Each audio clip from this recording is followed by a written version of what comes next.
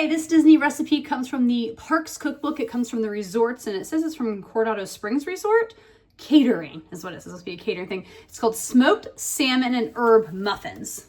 Here's a picture. So these are like little herb biscuits or something that we're going to put some herbs and stuff in them, and then we're going to put like this kind of cream cheese mixture and some salmon slices on.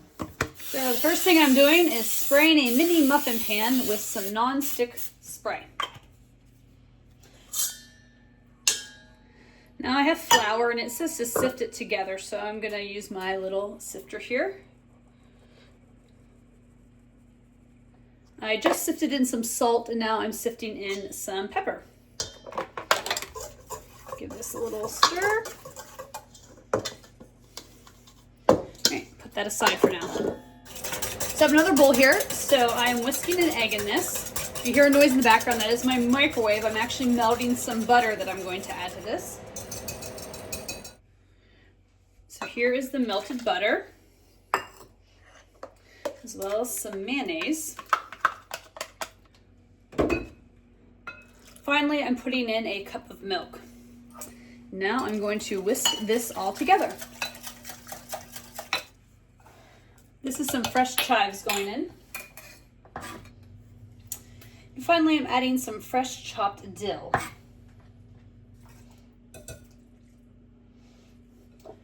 All right, now I'm pouring this in.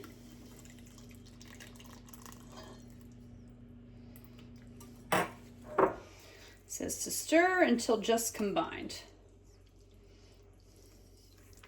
All right, so it says to put the batter in until it's about 3/4 full in each tin. I can see the baking powder is making this very light and airy, which I assume is what it's supposed to do.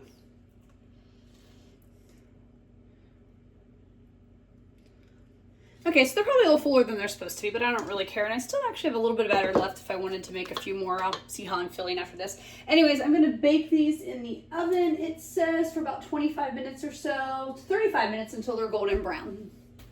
Here they are out of the oven. I'm not sure if they're as brown as the picture, but they seem like they're pretty golden brown. They only took closer to the 25 minutes. They're not as big as I thought or as puffy, but I mean, that could just be the, I'm gonna pull one out for a little bit, just kind of hot.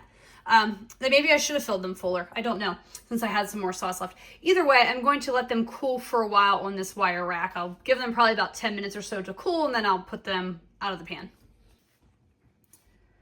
Okay, so this spread mixture here, if you can kind of see it, is just cream cheese and capers. So what I did is I softened the cream cheese so that it'd be easy to work with, and then I added the capers to it. It didn't say to dice the capers, so I didn't. I just let them in there and kind of mashed them up a little bit. It didn't mention draining the capers or not from the juice, which obviously I did because I don't think we want the juice in there, because I think that would, you know, adhere to the muffin in a bad way. Anyway, we will put these together here once the muffins are nice and cool. So we're going to try putting one of these together here.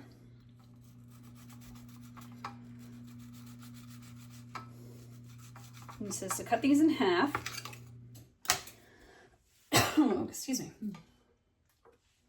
Spread a little bit of the stuff on it.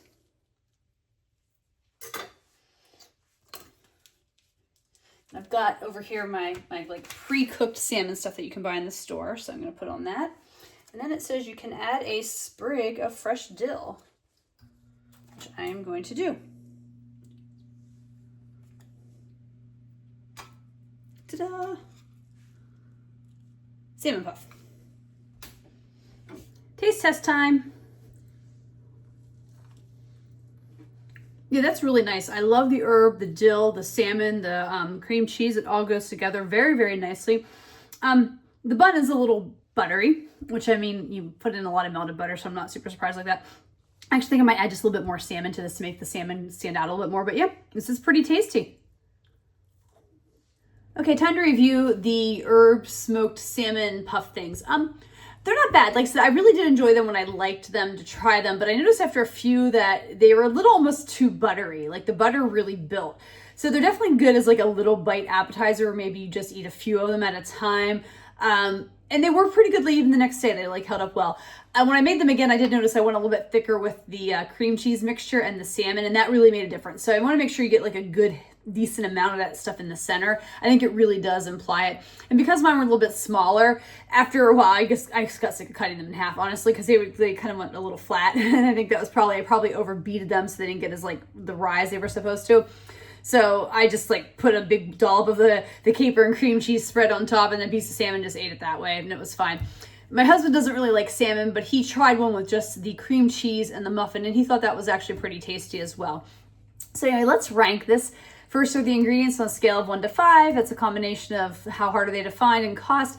I'm going to give this one like a 1.5, maybe a 2. Nothing was really hard to find. It's a lot of basics, but you're going to have some cost if you want to do the little salmon slices. Those little like pre-cooked or salmon or raw salmon that you can put on things can add up a little bit and be a little bit pricey. I mean, I got a larger family pack because I knew I was going to be eating quite a few, and I think I spent like $20 some. Oh, excuse me, I got speed in my eye here. Difficulty level on a scale of 1 to 5. 1 is easy and 5 is hard. I mean, this is also maybe like a 2. Nothing was really that hard. I think the complex is getting that batter so that maybe the puffs get a little puffier than what mine did. You know, I think I just overbeat mine just a little bit, and I was worried about that. And then would I make this again on a scale of 1 to 5? 1 is never and 5 is absolutely. So I did enjoy it.